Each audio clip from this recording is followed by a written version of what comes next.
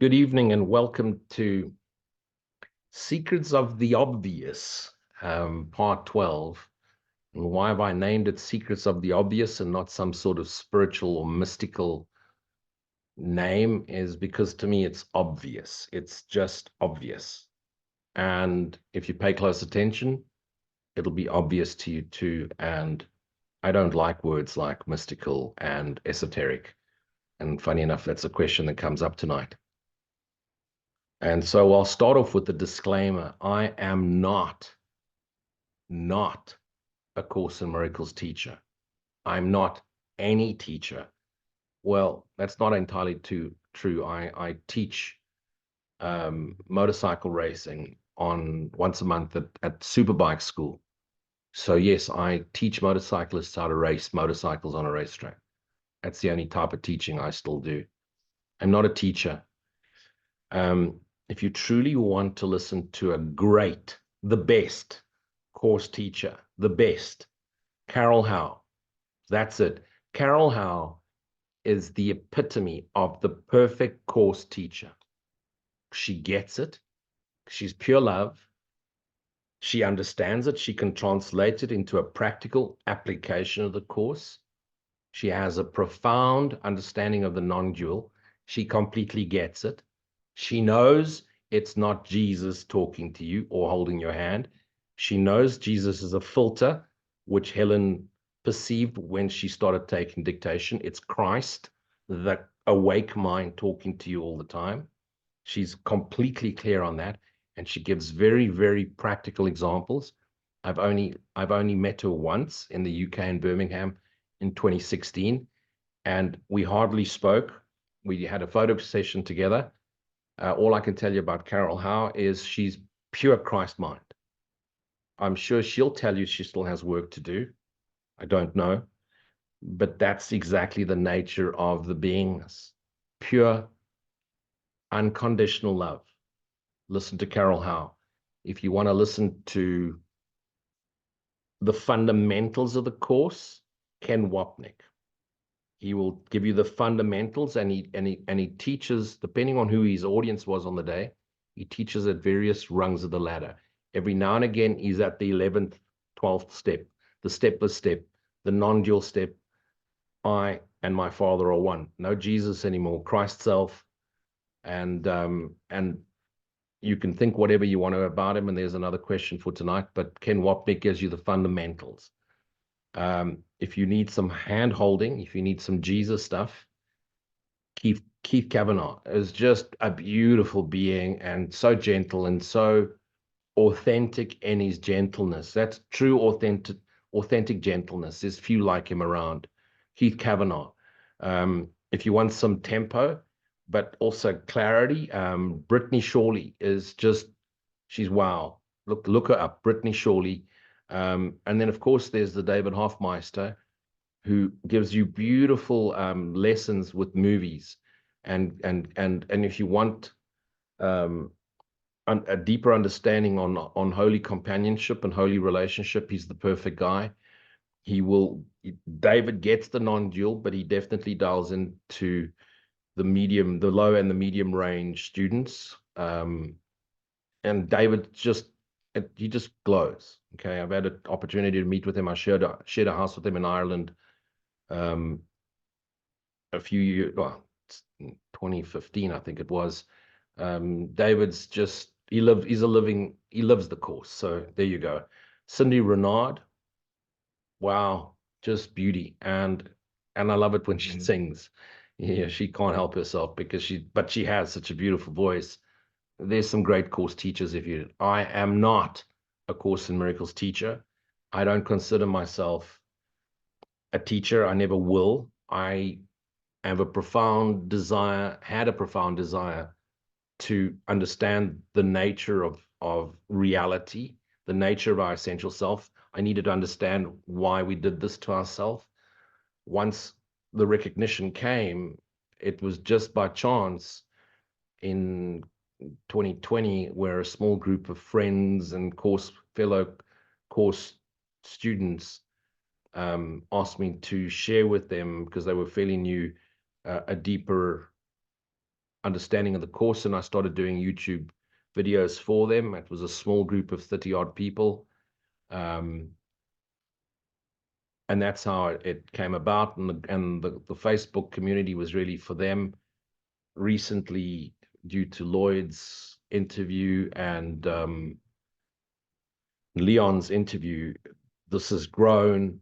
But please understand, I'm not here to live up to your expectations of what a course teacher should be. I love you dearly, the truth of what you are. As far as your body, mind, identity, your thoughts and your opinions, I really don't give a fuck. And you can put that on a $100 note. You can send that to me and I'll donate it to the local SPCA. So let's get started. PG 21. No, hang on. Tonight, PG 42. PG 42. A little bit of nudity, definitely some language, lots of violence, and perhaps some reference to sex. So there you go, PG 42 tonight. So let's get started on the questions. This one, sorry, I've only gotten to this one now. You know, you are. Question 1, do you think science will ever catch up to the Course in Miracles? I enjoy listening to open-minded scientists, philosophers, such as Don Hoffman, Bernardo Kastrup, to name a couple. Science seems to be heavily focused on studying the effect rather than the cause. Or is it impossible because the one studying is most likely the ego? There you go. You really got the answer. I enjoy Bernardo's stuff. Listen to Bernardo's interviews with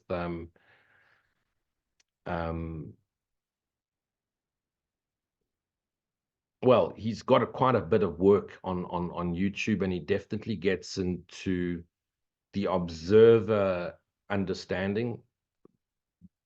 But philosophy only takes you so far.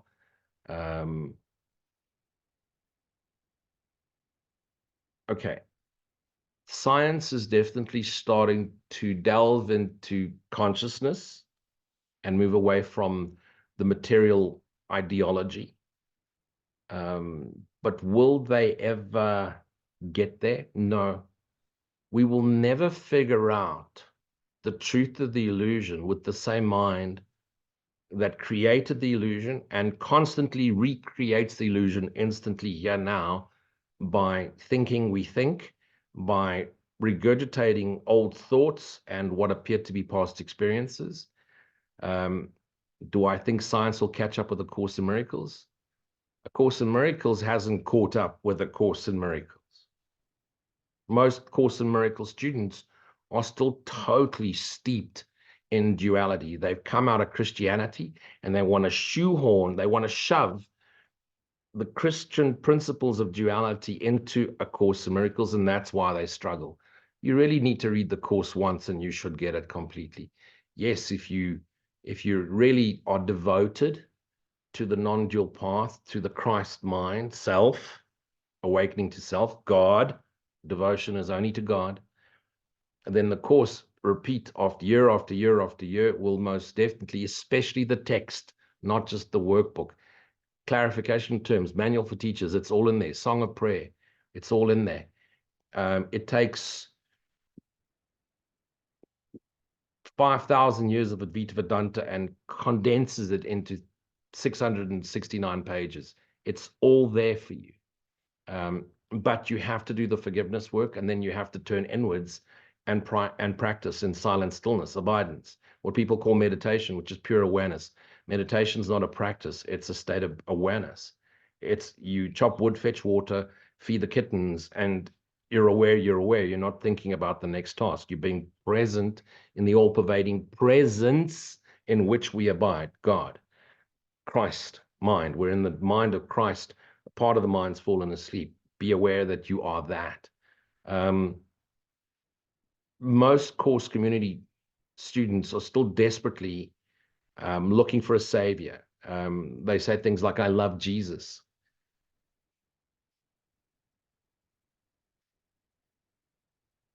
You cannot love Jesus.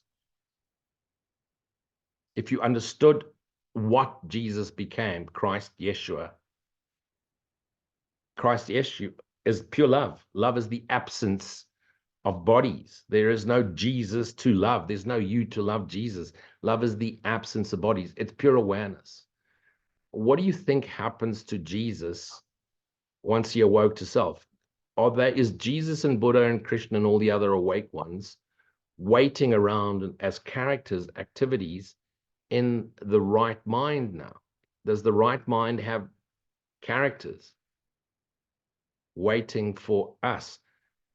Or is Jesus a memory in the wrong mind, appearing to have lived in linear time, but it's always here now, and his teachings are the memory, and the love we feel for him is the love of self, which isn't felt, it's known, open, known. It's the spaciousness, which is love, the absence of space-time, spaciousness, timelessness, the all-pervading omnipresence, omniscience, omnipotence of God itself, Christ, the extension of God. Will science ever get that? Eventually, I mean, all parts, music, science, mathematics, will, as it moved away in trying to usurp the power of God, made in vengeance, it will return on the path. Mathematicians, pi, 0.618 or 1.618, the Fibonacci, is the mechanics of the dream essence making. So the flower of life, the petals in a flower, etc., etc., they're all symbols showing us the makeup, the genetic coding, the egg, the embryo, the 72 circles of the flower of life, which is what the embryo does as soon as it moves into heartbeat. All of it is showing us the makeup of the dream. And when we contemplate upon it and look within, it rises us into awareness. Of course, science is going to mirror to an extent the awareness of awareness we are. Rupert Spira and Bernardo have some great conversations. Watch that, how Bernardo puts across the quantum and the science, and how Rupert fills it in with explaining that nothing has consciousness. Nothing. This hasn't got consciousness. It exists in consciousness. And never forget, and this is where Rupert gets it wrong, consciousness is the realm of dreaming mind. God isn't dreaming. The Son of God is dreaming. There's an interval between God, the dreamer, and the dream. And an interval only in the illusionary space-time. Once it collapses, there's no interval between the Son and Father. They're one indivisible self, ever extending. As we awaken to this, and as more of our fractured selves awaken to the reality that we are characters in one dreaming mind, and thus we are the mind, and thus we are the Christ, and thus we are the extension of God's love. So science, mathematics, music, art, and every other activity in the planet will start to reflect the kindness, the peace, the joy of our one shared self. Great question.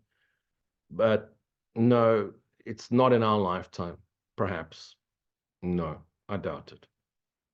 Ultimately, what is science trying to prove? Scientists are trying to prove that something created us, and they're trying to figure out what that something is. Of course, they'll never use the word God, or they're trying to prove that there is no God.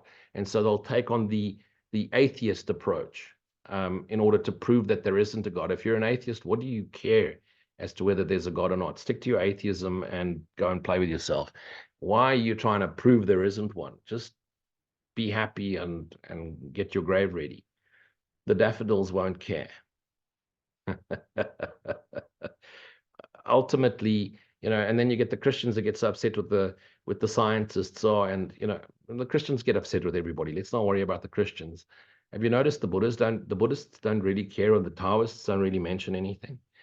It's always the three main religions, the Judaism, Christianity, and Islam, that have a problem. But we don't care about them anymore. They've had their 4,000 years of reign in totality. We don't care. I hope that answers your question, but rather focus, go inward. And if you're listening to the quantum theorists, look for the clues, everything. Remember, each fractured self in this planet of ours, 8 billion, 9 septillion throughout the universe, are all fractured mirrors. And when you start to see a big enough picture of the mirrors, you'll see the reflection of self being reflected back at you. If you really want to be happy, if you really need proof, because that's what you're looking for, that's why you're listening to the scientists, I guess. direct experience is the only way. And you will get direct experience by abidance. Your willingness to be shown is what will show you. Be willing to be shown, completely willing. Seek ye first the kingdom, all else shall be given you. All knowledge of this world, this universe collapses into knowing. Knowing of what? The essential nature, the self-same essence nature, which is God. That's what you really want. And that's what we all want. We're chasing happiness. Anything anyone really wants, science, religion, spirituality, whatever, is really we want to be happy. We say we want to know God, but what we really want to know is, can he fix our dream and make our dream special and happy? Park it. Return to self, abide in silence, stillness, and gratitude. When you're not doing that, be vigilant, pour your passionate nature into it. And when the triggers come, realize unforgiven thoughts and do some clearing. Forgive. Ho'oponopono works perfectly well. Okay, next question. And there's been a lot about this lately. I don't know why. I guess one topic comes up and the next thing there's a whole lot of people following the same topic. And so Ken Wapnick is the topic right now.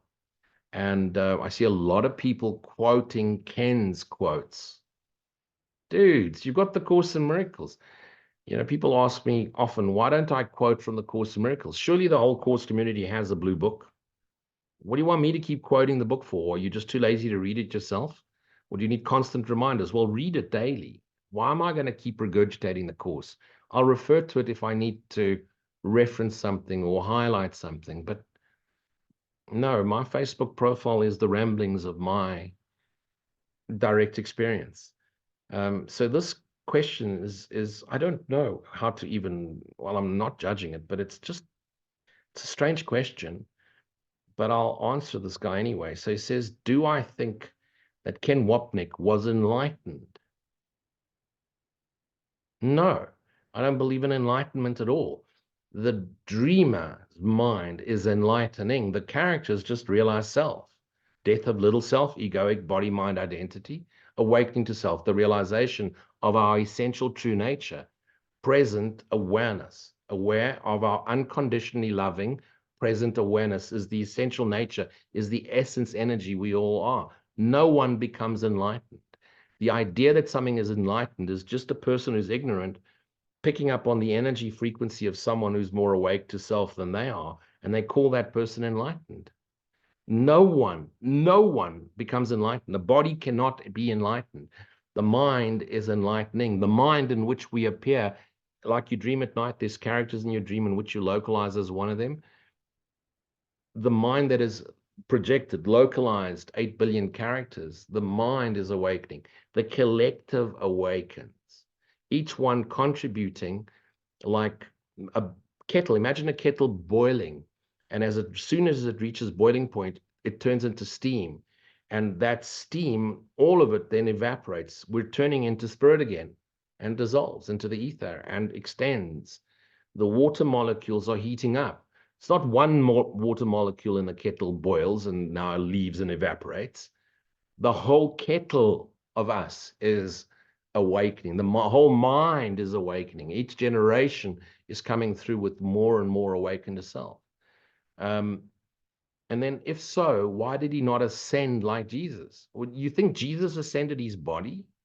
It's a fucking story told by a bunch of Italians 2,000 years ago, because they took the old teachings of Zeus and Diosudra and Isis, shoehorned it into the mythology of the time, and told this story in order to build a religion. The ascension of Christ, Jesus Christ mind, not the physical body. What are you going to do with the body in La La Land? There is no La La Land. Awake mind is pure light. Light, truth. Is it physical light? I don't know. I use the analogy of light. Is it physical light? Well, it could be. It's plausible that it's light, pure light. Why not? So, and then why did he die of cancer? That was scripted. The body, he didn't die. The essence of what was Ken, and is still forever the essence we all are, the Ken identity is now gone, a memory in our dreaming mind. Is he now sitting as a character next to Jesus, holding his hand In the right mind, there's no characters. There's just pure awareness, which is the shared awareness with God. And so, did he ascend in awareness? Perhaps, most likely. If not, he'll be back. Okay. How will you know? He'll bark like a poodle. I don't know. Fuck it. Just, why do you care? Focus on self. Now, this, he says to me, he wrote 4 pages of this shit. And now he says, I have read quite a bit about Ken, and some people say great things about Ken, whilst others criticize him. What are your thoughts about Ken? He's asking me. I have no thoughts about Ken Wapnick whatsoever. He's that scrawny little bald dude, isn't he? That stuttered a bit. I think that's who you're talking about. I don't know and I don't care. Not true. I've listened to quite a few of his videos and audios. Ken definitely taught at the different levels. He's the fundamental teacher. Now, apparently he was nasty to a few people. Have you met course students? Fuck, they're annoying. They're fucking annoying. Half of them crying the whole time, desperately needing a good shag. That's why they're doing the course, because they can't find love, and now they're in love with Jesus, because a replacement for their failed bad sex relationships. And they're just fucking annoying. They just ask you stupid questions the whole time. He must have told half of them to go fuck themselves. I certainly would. And now they don't like Ken because he was mean.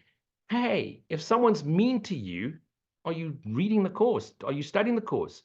If they're mean to you, they're being a mirror to you. You're mean to yourself or someone else. And now Ken mirrored your ugliness back at you. And perhaps he's also just temporarily in body mind with his own shit, and you're interrupting him, and he's asked you to go away. Or he didn't give you the attention you so desperately need, desperately needing Susan types. And now you're pissed off with Ken. Hey, the message, not the messenger.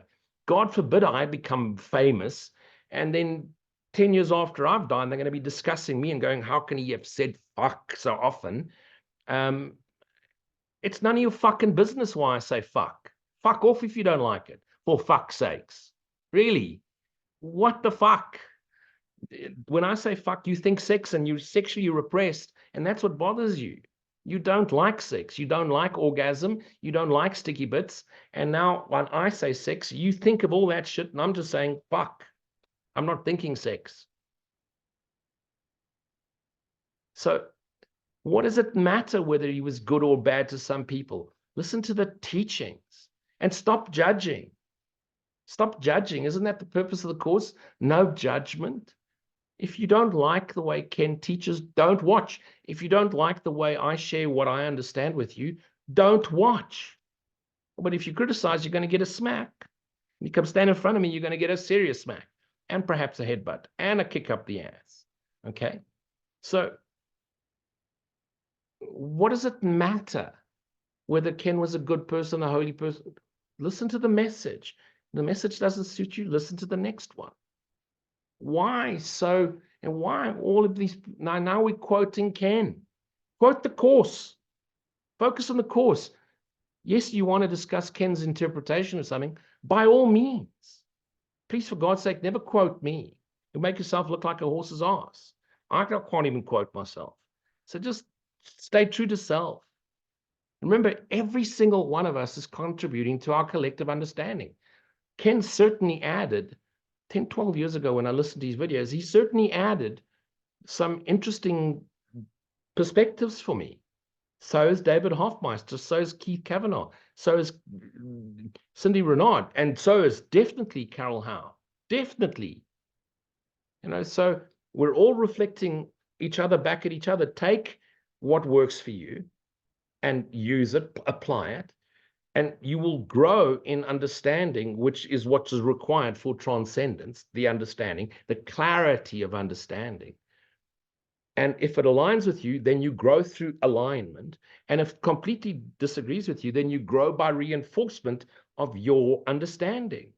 You don't have to get nasty. Didn't your mommy teach you that? My mommy is Portuguese, and my mommy said to me, if you've got nothing nice to say, Lewis, be quiet. So if you've got nothing nice to say, I say, shut the fuck up.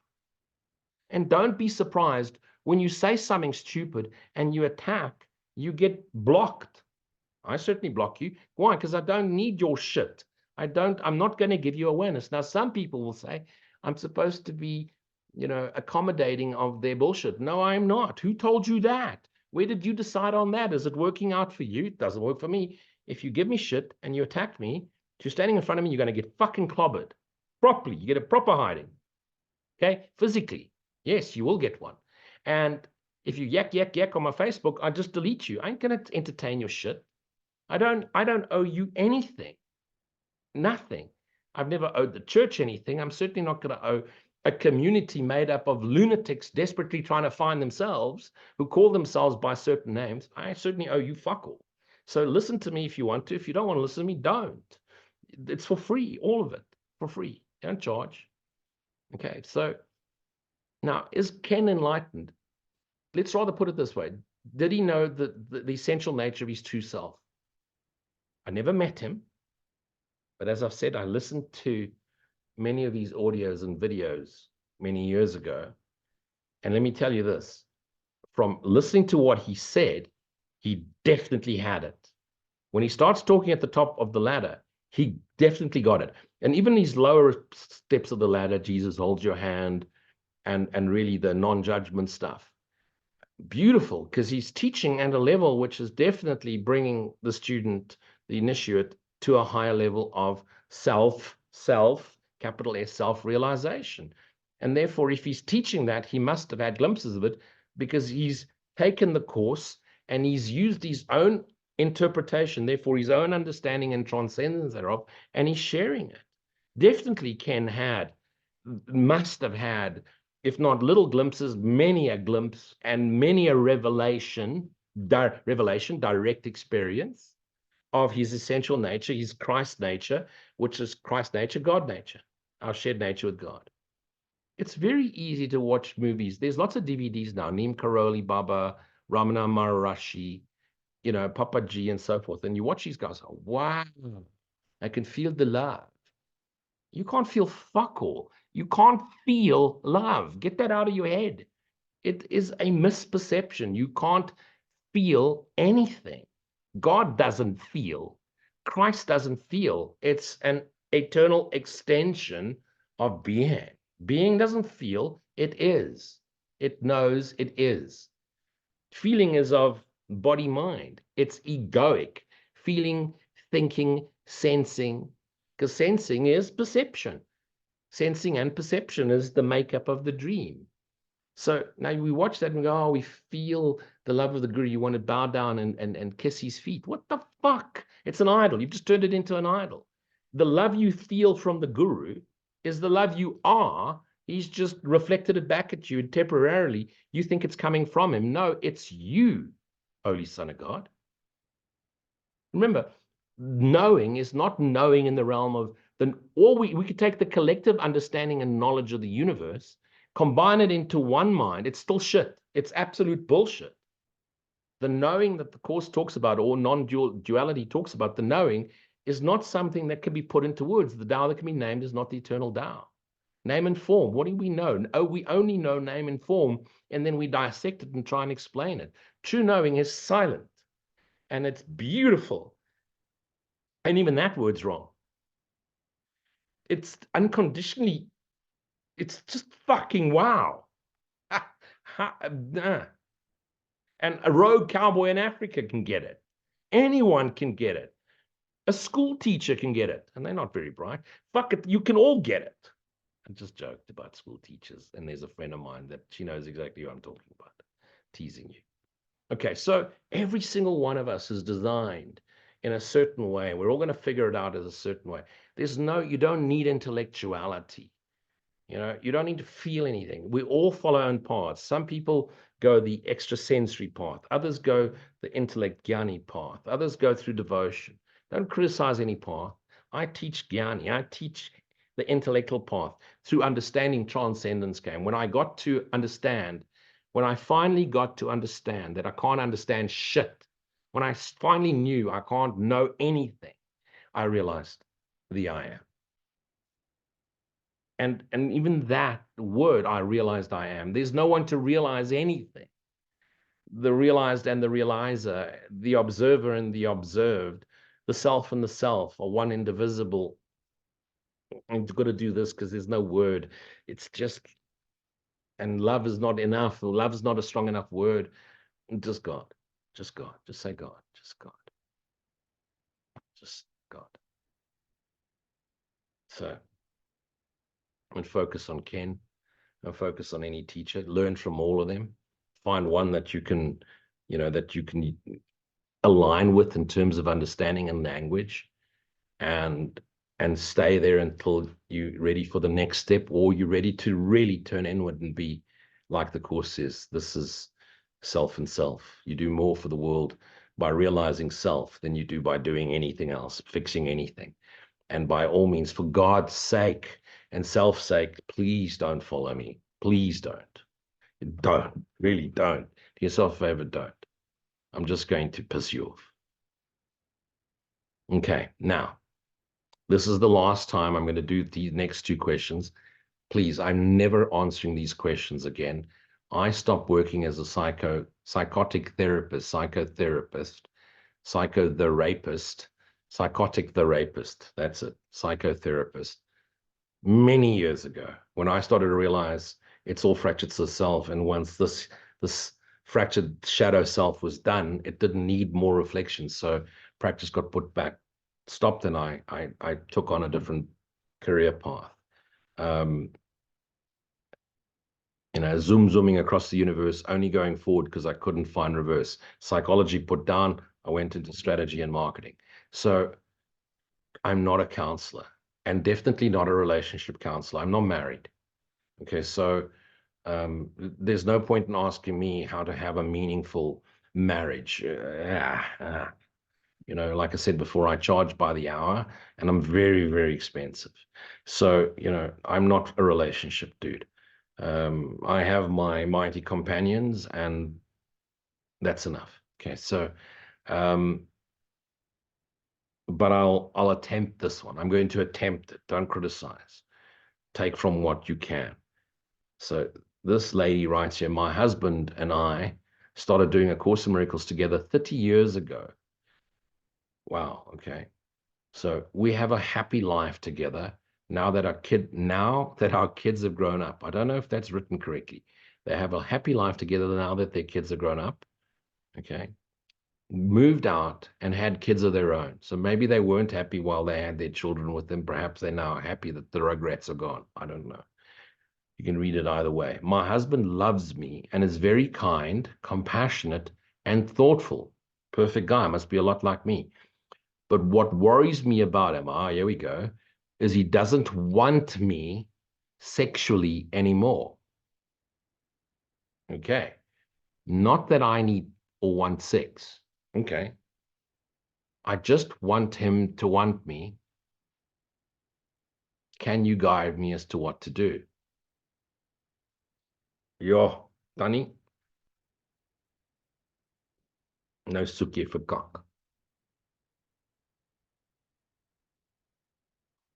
I can't really help you. I'm not a sick therapist, and I'm not a marriage counselor. I can only give you a non-dual perspective of my own life. Alone, I feel all oneness. There's perhaps a handful of people in this world that when I'm in their space-time, they reflect Christ back at me. In terms of opposite sex, there once upon a time was a physical attraction. Now the attraction's beyond physical. And when she's in my space, there's no space, there's no time.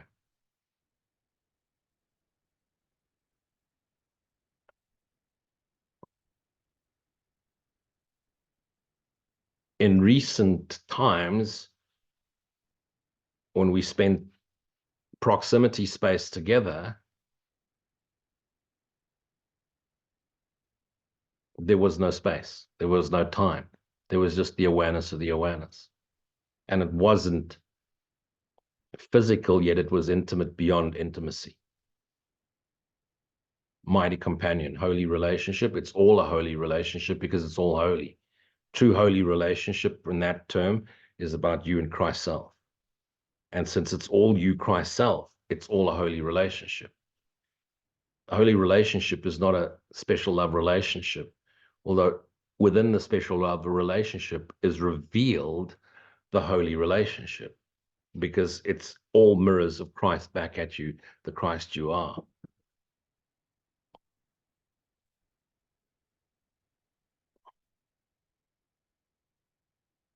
What you really want is to feel desirable. That's an ego need. It's a need to feel worthy. It's the need to feel wanted. It's to still think still need to be that little girl who needed attention. That little girl is being rejected and abandoned and wounded, even though you have a loving person, she still needs to be validated and recognized. That's a fractured part of self. Go forgive that. Always remember to ask, what is anything for? What do I still want sex for? What do I still want to feel sexy for? What do I still want a man or a woman in my life for? What is that for? Is it because I want to express? Or is it because I need to be validated, to be held, to be hugged? Because I still think I'm a body and I need to be? Or is it just proximity? Love is the absence of bodies. Bodies cannot unite for other than 11 minutes at a time, and they cannot stay stuck together, no matter how gooey the glue is. It doesn't work. Only minds unite, and minds unite wrong-minded, or minds unite into right mind. And if they unite wrong-minded, they stay united for an ethereal temporal time, because the dream doesn't last forever, even though it may seem like it's lasting for billions of years. Realize that with your husband who doesn't want you sexually anymore, perhaps as often as you wanted, is because as men start to transcend into higher conscious awareness, they stopped objectifying. And for men to be aroused, they need the objectification. They need to go through a transcendence period where intimacy arousal is then extension. Excuse the pun, extension. But that extension comes from the extending of love and the joining of love. It's like feminine love. It's like the feminine loves. It's an all-encompassing, is not objectification. Although in the last 20 years, the feminine has gone into objectification, and that's when the shit started. They want a cowboy. They want a, what's his name, Rip or whatever they call him, the cowboy dude, but they want him to hold you and cry with you no matter what kind of slut you are. Everybody loves that guy because he loves her unconditionally, even though she's a fucking lunatic. I would have kicked that thing up the horse's ass instantly. Wouldn't be in my space time. Do you think that's a judgment? That's your shit. That's your rejection coming up. I don't owe you anything. Self and self, that's all.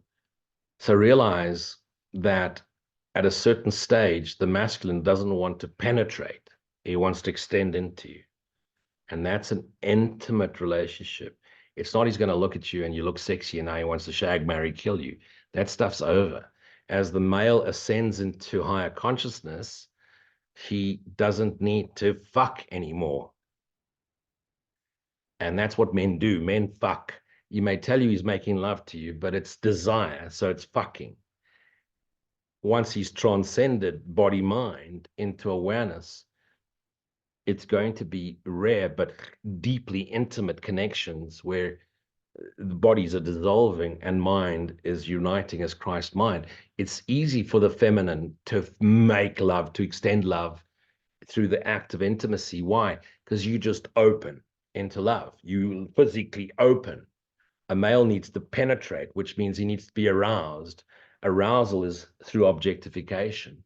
For arousal to happen through awareness, the male needs to transcend, and you need to spend proximity time with them in awareness joined, and the two join in mind, and the bodies respond as a reflection of the extension of love we are. Ultimately, even the course and the notes that Jesus gave Helen in the subtexts, in the subnotes, not in the course, is what's it for? The only purpose of sex is procreation. You've already had your children. You could say, but hang a second, I want to have that intimate, please love me, you complete me, Tom Cruise bullshit. And the romantic music in the background with 20 cameramen watching. Okay.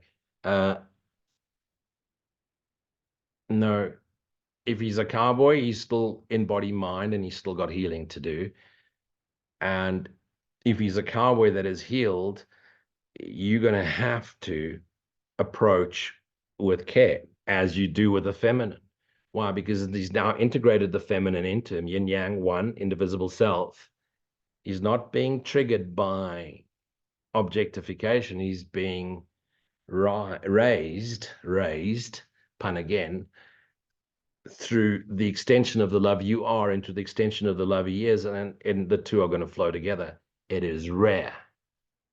It is rare. I've experienced it, and it is rare. And the challenge is, if she's not at the same level of awareness, it's going to overwhelm her, and then they fucking run for the hills because they're not used to feeling unconditionally loved, because they don't love themselves yet. And then they start rejecting, and then they run. So just be aware of that. So, but yes, it's possible. But if you need him to need you, and he's transcending it, because you've been studying the course for 30 years, realize he doesn't need you. True love is, I love you, but I don't need you. I accept you as you are. The love I am recognizes the love you are. I don't need you. The love you are is the I am. The love I am is the I am. The I am is what we both are. Absence of space, time, one indivisible self. And then we love everybody in the same way, although we don't have to physically demonstrate it in terms of intimacy, but it's all intimate because it's all into me I see. Guru of Six, dude, said that. Okay, into me I see. Hope that answers the question. If not, find a therapist. Don't write me another question. I'm not replying anymore. Okay. Next one, and this is the last relationship question I have. Okay. En my liewe fok Marlies, jy het 'n lekker klap op die kop nodig, this lady. Translate to Afrikaans if you're not sure what I just said. I have had a run of terrible relationships with selfish and self-absorbed men.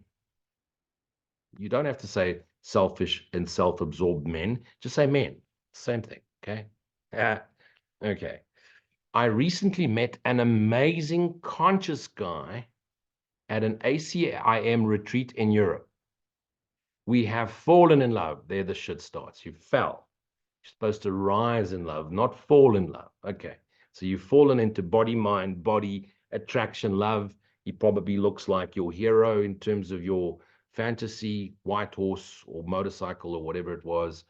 He is kind and compassionate and very aware of self, she's written, and she's capitalized the word self. Here we go. He is a very quiet and peaceful person and is very supportive and attentive. So you're the alpha, he's the beta. Okay, you see where this problem's going. The problem is he won't make love to me. Sorry, it's supposed to laugh. He won't make love to me more than once a month. Fucking hell. Okay, what can I do to make him want me more? It's like the previous question, want me more. I need intimacy, but he has a very low libido. How do you know that he has a low libido? You've just mentioned he is not self-absorbed, he's very conscious, Course in Miracles. You don't tell me how long he's been doing it for. He's kind, he's compassionate, he's very self-aware. Do you realize how many women in this world would kill for that guy, even if he wasn't physically attractive? Okay, so he's a quiet and peaceful person, and he's very supportive. Now, the other half would kill for him too, and attentive. What else? The problem is he won't make love to me more than once a month. Well, you haven't given me your age. So if you're in your 20s and 30s, good for you, because then you're assimilating Course in Miracles. But now he's transcending. Again, he can't objectify you. You're still objectifying him. You've got to get into the intimate space-time collapse. Into me, I see. Collapse the intimate space-time. Collapse it. Okay? Spend time in his proximity, accepting him as he is. Stop trying to change him, just in case. I'm already assuming you do, okay? Because you haven't said how supportive you are. You've only told me what he does. What can I do to make him want you more? Fuck all. Nada. Zero zilch. You know, you could dress like a hooker or a librarian. If he doesn't want you, doesn't want you, girl. It's just the fuck all you can do. And you can try and make him jealous. You've just told him he's aware of, you just told me he's aware of self. You need intimacy. Intimacy isn't something we need. Into me, I see is what we are. Intimacy is the awareness, the collapsing of space-time. Love is the absence of bodies. I've said that 100,000 times. Even Rupert Spira said that once or twice. Okay, so there you go. And if Rupert said it, then it must be true. Okay, so he has low libido. In other words, he's not horny all the time, doesn't want to shag you. And if he did, then you're going to say he's objectifying you. Pick your fucking mind. Seriously, woman, what do you want? You want it all. You can't have a fucking cowboy who cries with you when you watch a fucking chick flick. Cowboys are out there fucking kicking a horse's ass. They're not sitting holding your hand crying with you. He's going to protect you. He's a man. You want a puffy nuffy oak, and you want him to be a man. It doesn't fucking exist. That's just fucking chick flick shit, you know. And then fuck it, jy's nie lekker nie. Anyway, let me not judge you. The point is, no fuck, let me judge you. You know, because you need to fucking kick up the ass. You want a man. You try that shit with me, check your fucking out of here in 2 minutes flat. You know, you want me to just fuck you. And this ain't gonna happen. You know, you got to be in proximity of a conscious male, and he's going to open into you. As you open into him, and as you rise in love, he'll extend into you slowly, slowly. Do you want it regularly? You know, like 11 seconds at a time or 11 minutes at the time? Paulo Coelho, Paulo Coelho is a rabbit, Paul the rabbit. 11 minutes. Is that what you want? Or do you want intimacy? Into me I see, which is a look across the room, sitting quietly together, sunset, cooking together, being in each other's presence, present in each other's awareness. And if you give it time, you'll melt into each other as one indivisible self, which is a reflection of 2 by 2 shall walk back into the ark of the covenant we have with God. That's the symbol of the ark. It's not putting fucking elephants and lions and little bunny rabbits and snakes into a boat. They would have fucking eaten each other and Abraham or whoever they are, or Noah who built the ark. That whole fucking thing's bullshit. You're so caught up in this cuck 2 by 2 soulmate. There's no such fucking thing. If you see two soulmates, they're still young souls unless they've transcended awareness, in which case they're holy companions. And trust me, they will push each other hard, and they will reflect each other back at each other and remind each other of the shit that comes up into awareness that needs to be cleared. You can't fall in love. Leave that fantasy fairy tale shit. You fall. And that's what we've done. We've fallen in love with illusion. Fallen. We are the fallen angel. We are the fallen mind. Awaken to self. Hey, you've got a compassionate, caring person. Be present in him. And when he trusts, that's the other thing. He's already picking up on your inadequacy with yourself. You need validation. You need affection, validation. You need to be told you're a princess. And he ain't going to do that because he already knows you're Christ. Okay. But hey, ignore everything I've just told you. I'm not a relationship counselor or a sex therapist. I'm just a fucking crazy oak trying to figure it out, sharing his observation with the rest of themselves in the hope that I can get a date. If you believe that, you believe fucking anything. Okay. I've been doing the course. Next question. I've been doing the course statement for 12 years. Well done. I live alone. Good for you. All my friends are married. Okay, here it comes. But I cannot find a man that gets me. Okay, what do you mean gets you? You need to explain. So, lady who wrote this, you're going to have to give me more because I don't know. What does it mean gets you? Does he not understand you? Does he not validate you? I mean, yeah. And then she writes this. I'm not attracted to the men who are attracted to me. The men who are attracted to you see a lesson in you. The men who you're attracted to, all relationships, attraction, sexual attraction means ego. And sexual attraction is still meant to be played out. Why? Because through the attraction, the lesson's hidden beneath it. So Once you've devoted this life to Holy Spirit, to realizing your true essential nature, to remember the Christ self you are, Holy Spirit takes those attraction moments and uses them to attract into you a mirror that will trigger all your unforgiven shadows, bring it to the surface, bring it into your awareness so you can forgive and forget the illusionary hurts, the illusionary shadows. And so if you decide to be a holy companionship and walk each other home to the Christ self you are, you become beautiful. So remember that you're meant to, if attraction plays out and both will have to be attracted to each other, whilst it becomes a power game. I'll go into that in a second. When both are attracted to each other, you'll be in that romantic shag, marry, kill period for 3 days, 3 weeks, 3 months, 3 years, and then the shit will come to the surface, and it'll be the same of all the unforgiven triggers that you've set up from your formative years. Find a counselor, bring it into your awareness, or attend. I'm doing an interview workshop with UCDM this weekend, Spanish and English. Attend the workshop. I'll show you where your triggers are. Look it up. Please don't write to me. UCDM. It's the Spanish Argentinian Course in Miracles group. So I'm doing a workshop there this Saturday and Sunday. It's 2 days, and I will bring up the triggers, and I'll show you unforgiven cells back at you. So other thing is, you say you live alone. You've got to get out there. And, when you meet a guy, it doesn't have to be the perfect guy. Just say, listen, I'm not attracted to you that way.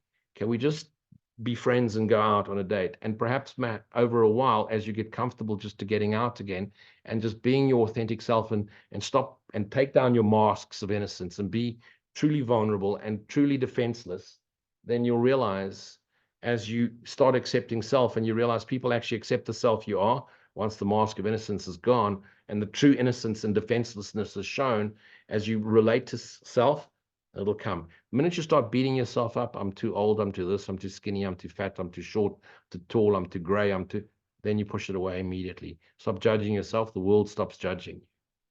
You can't complain you live alone, you never get out there, and you're never going to meet someone. It's not eat, pray, love. And you can go off to the island. You're just going to meet horny surfers. Okay, it's not going to help. Get out there. Okay. Okay, next question. I don't know if this is an insult or a question or both. He says, I see you are a mystic of sorts. Okay, a mystic of sorts. Licorice, all sorts. Can you suggest the best mythical path to follow?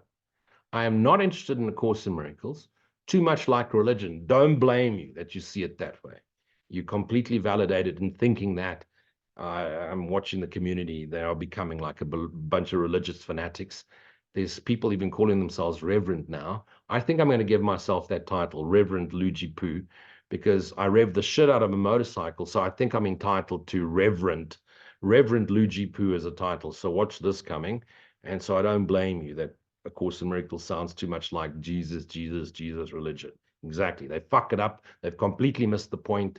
Very few of them, even the ones that have been teaching the course for 30 years, understand shit, most of them. Is it a judgment? It's just an observation. If you think it's a judgment, it's because you're judging me, and I'm just mirroring judgment back at you. I'm not judging. I'm pointing out a fact. Okay, here's my answer. I'm not a mystic, but I teach mystical subject. I'm not a mystic. I'm not a teacher. My path has been, since day dot, since as far back as I can remember, I wanted to know why I'm here. Why am I here? And of course, my mother I couldn't even speak. What am I doing? Shouldn't be here. Okay. I don't need Jesus to tell me this isn't home. I knew then, before I even knew Jesus was. This is not here. I'm not supposed to be this. 4 years old. Okay. So I've been wanting to know, what am I doing here? What is this that is here? I wanted to know the nature of my true essential self. I wanted to know, because I've always been kind and compassionate and charitable and deeply compassionate and deeply caring and I take action and I help those I can. I was born that way. When I got angry and violent, it's because I didn't know how else to protect myself. So I built skills, you know, and so no one was going to take in anybody in my family. That's it. You didn't want that phone call from Lou, okay, because it made Taken look like a fucking amateur. So I've always wanted that. It's been my greatest desire. And no matter where I went, whether it was my best friend who was a Catholic priest, or the monks in the monastery where I grew up, or the different paths I went, the different books, Vita Vedanta, Egyptian Book of the Dead, the I Ching, Tao, Upanishad, nothing. It just, I realized, and philosophers, I've studied them all. I've read everything. Nietzsche, just fucking fucked up mommy's boy. No one should read Nietzsche. That was seriously fucking cooked. A whole lot of blah, blah, blah philosophy. And philosophy is just like fucking ice cream flavored bullshit. That's what a whole lot of philosophy is. It was nonsense. Just a rambling of a bunch of lost old farts that are read by rambling lost old farts. And then those lost old farts that don't get laid very often, then read books and make those books famous, but they're just fucking miserable old men. So who gives a shit about any of that shit? I'm not a philosopher. If I haven't experienced it, if I haven't had the direct experience thereof, I won't share it. I'm not someone who regurgitates thousands of course material. Why? You can read it yourself. You don't need me standing there reading it for you. I don't share something because I need to be famous. I share it to reinforce my understanding. I'm not trying to gather followers. I don't need money. I'm a fairly wealthy guy. I have everything that opens and closes, anything conceivable that any man boy can want. I've got it all. Don't need any of that shit. I'm happy.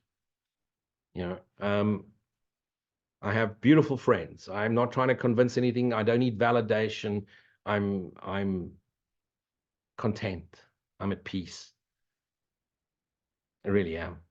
I could never have imagined I'd get to this, or even it was possible, but here we are. I'm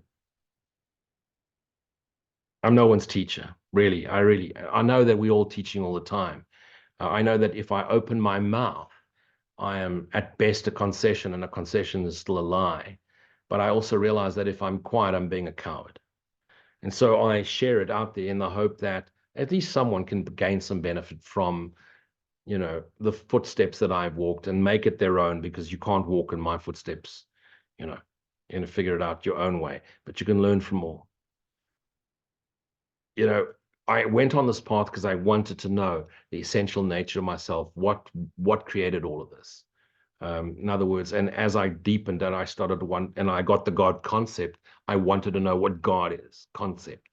I wanted to know what Jesus was, what Buddha was, what Krishna was, what Ramana really got. I wanted to have a direct experience of it. In my connection with Papa G, who became my primary teacher, it was clear. Papa G's teachings to me was clear. It was clear. Shut the fuck up. That's it. Be quiet. Abide. Man, what a yeah, man. I mean, it's over 600 books, I think, at least. Fuck it, the whole library full, cover to cover. And then I realized it's no one really got it until they be still and know I am. Realize that there's no one to realize anything. There's the observer observing fractures of himself. And when the observer realizes it's all himself, the observer dissolves. The I am to self is realized, wrong word, but is aware. And even I am goes into I, and I dissolves. And there's just silent stillness ever extending that which cannot be named. We've named it God, but cannot be named, cannot be explained. It cannot, one's revelation is, I can't even say experience, because it's not even an experience, it's beyond experience. Once it's not even known, it's, yeah, I'm now struggling for words, but once the revelation, once the reveal has happened, the atonement as one at one moment has fully enveloped us, and then we find ourselves back in body mind, there's very little we can say, but there's still a deep compassionate caring and love for the rest of our fractured selves, because I know it's all myself. All of it's myself. How can I not love it? It's all I. And so it's share, but don't scare. Share, but don't scare. It'll come when it's ready. be a reflection, and show them that you could be a biker dude in Africa who says fuck often, for effect mostly, likes ice cream and Jack Daniels and pussy. I mean, I have 3 cats, so of course I do. Just be normal. Fuck it, blend in, guys. Just and pour yourself lovingly into it. Whatever I'm doing, I love. Sphera Bionutrition is a company I now co-own. I'm pouring myself into it completely.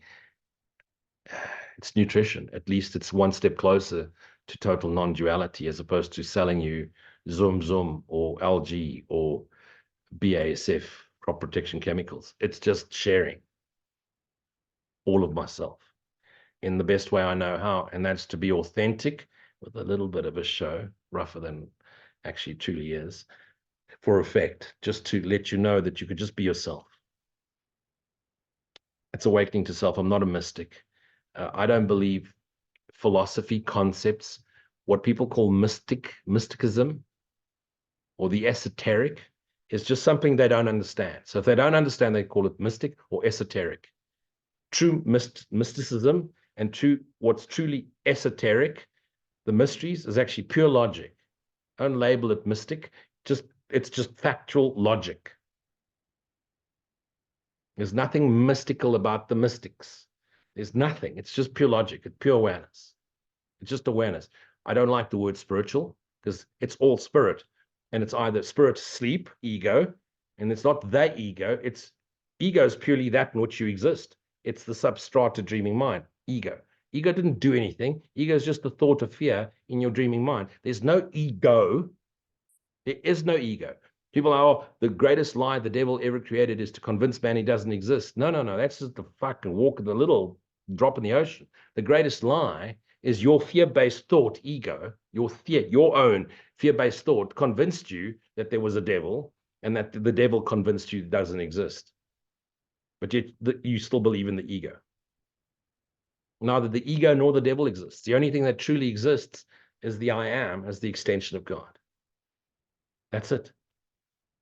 Philosophical, mystical, esoteric concepts are for people that want to think they're special. And look at me, I'm so mystical, and I study the mysticals and the mysteries or the esoteric. And the Course in Miracles isn't mystical. The Course in Miracles is fucking plain logic. I am. How much more logic is than to abide in silent stillness and be yourself knowingly? No thoughts, no feelings, no sensations. The awareness expands.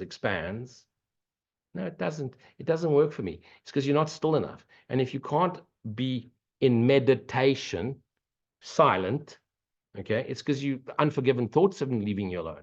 And if the unforgiven thoughts aren't leaving you alone, of course you can't abide in silence. You can only abide in silence for eternity once there's no more forgiven thoughts. So if you can't sit still and you can't concentrate and be silent because the thoughts are attacking you, look at the thoughts, find the source of the thoughts, inquire as to whom they appear, direct path.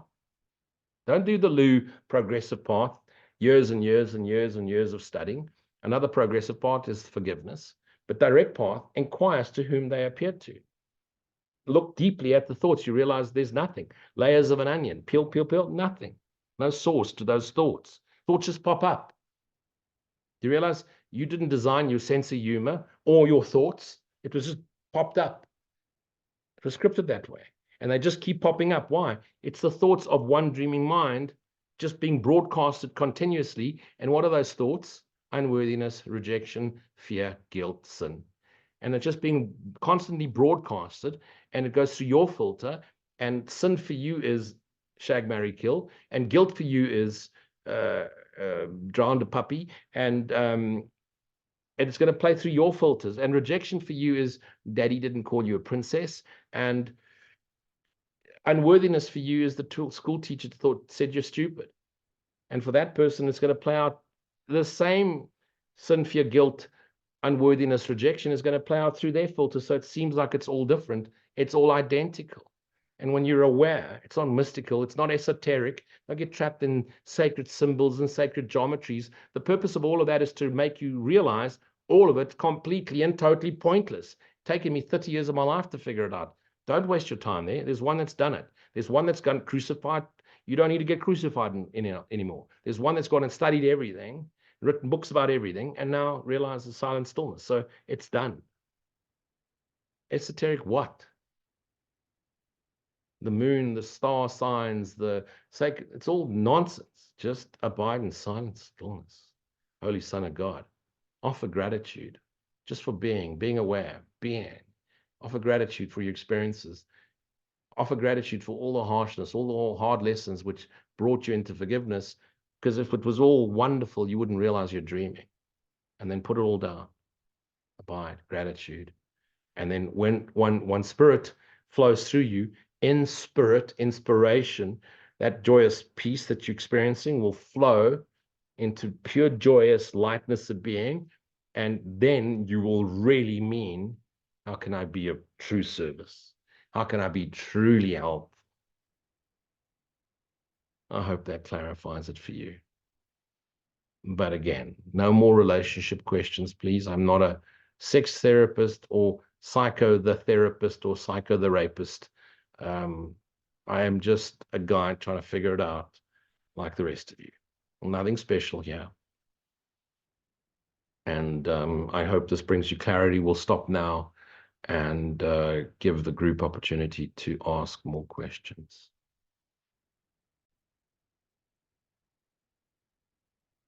So the next question is, we all get to a point where we want to understand, what am I? What is this I am that the mystics are speaking of, that is bandied around so often by the mystical teachers, spiritual teachers, non-dual teachers? What is this I am? What is this I am that Jesus spoke about, that is taught in the Course community?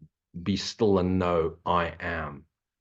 So here's the question to you. So just participate as if you're having a direct conversation with me. Who right now is listening to me? And how would you answer that? You'd say, I'm listening to you. So if you are saying, I am listening to you, let's investigate, who is this I am that is listening to me? Is this I am, this I that is listening to me, has this I always been there? Was this I around when you were a little child? Did it watch all your experiences? Yes, it did. So if I look back at all your past experiences and I say to you, did you do this? Who did this? Who did that? Who did this? Who did that? And we're looking at the history of your life, you're going to say, I am. I did that. It was I. Okay. Now, the challenge is, the minute we're unaware of being aware, we think that I am this individual. But once we go into silent stillness and let all thoughts subside, I am still here. And that I is not body-mind, because we're not seeing ourselves, we're not feeling ourselves. It's just a all-pervading awareness. That awareness is I. And what is aware? I am aware. So that which I am and that which is aware is awareness itself. So the I is awareness. The I am is pure awareness. What is it aware of? The all-pervading present awareness, non-judgmental, completely unconditionally accepting isness of being, lightness of being, pure awareness. Once you're in awareness, you realize that the essence of this I am is the self-same essence in all our fractured selves, everyone else in the world. The I am in me is the I am in you, is the I am in everyone. The I am, which is pure awareness, is the essential nature of all being, all characters, body, mind. The essence of all of them is the I am. The I am is our shared self, capital S self. We share I am with every living being. the I am. I mean, if your cat could speak and you'd say to them, your cat, are you a cat? He'd go, I am. And if you were to say to your cat, what is a cat? He'd go, I am.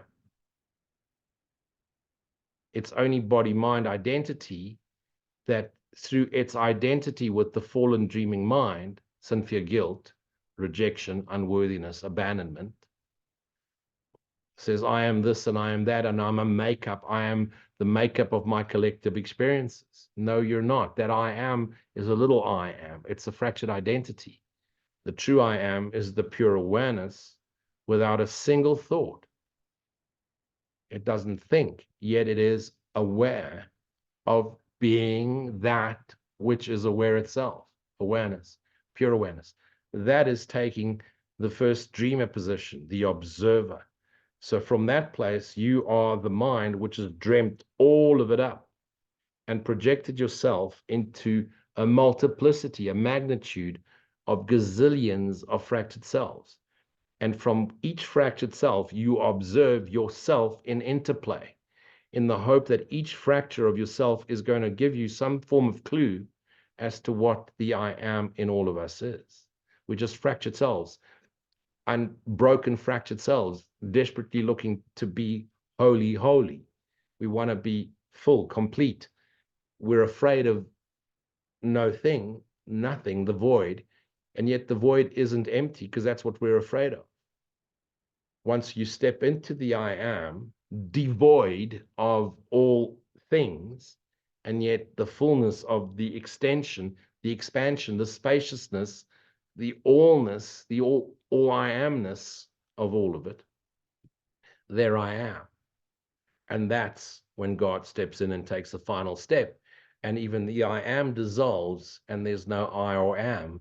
There's just extension, love, forever, here now, extending, pure in our sensory awareness experience, pure peace, pure joy, pure unconditional acceptance of being. And together, joy, peace, and unconditional acceptance together triangulate. And that triangulation, Father, Son, Holy Spirit, is love. And love is what I am. I am love, full stop. God is love, full stop. And I am is Christ, aware of self, aware he is the extension of God, the love I am. And so the inquiry is, what am I? The answer is, I am. The ego is going to go, I'm what? I am that I am. The ego is going to attempt. You go, no thanks. I am. And focus only on there. I am that I am. I am the extension. Father and Son are one. But first comes Father, then the Son. That's where the Advaita Gita starts to touch it, where the Advaita misses it. And so it's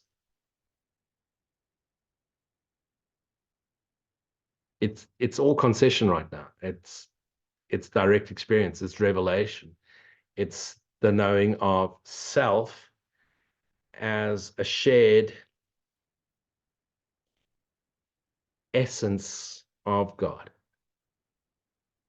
And so the dreamer asleep in Father's home, storytelling, Father, the dreamer, the Son asleep, split in half, a half still aware of self, Holy Spirit, therefore Holy Spirit, and a part of itself dreaming, and yet the part awake calls to itself to return to the full awareness of the awareness we are. Awareness is love extending.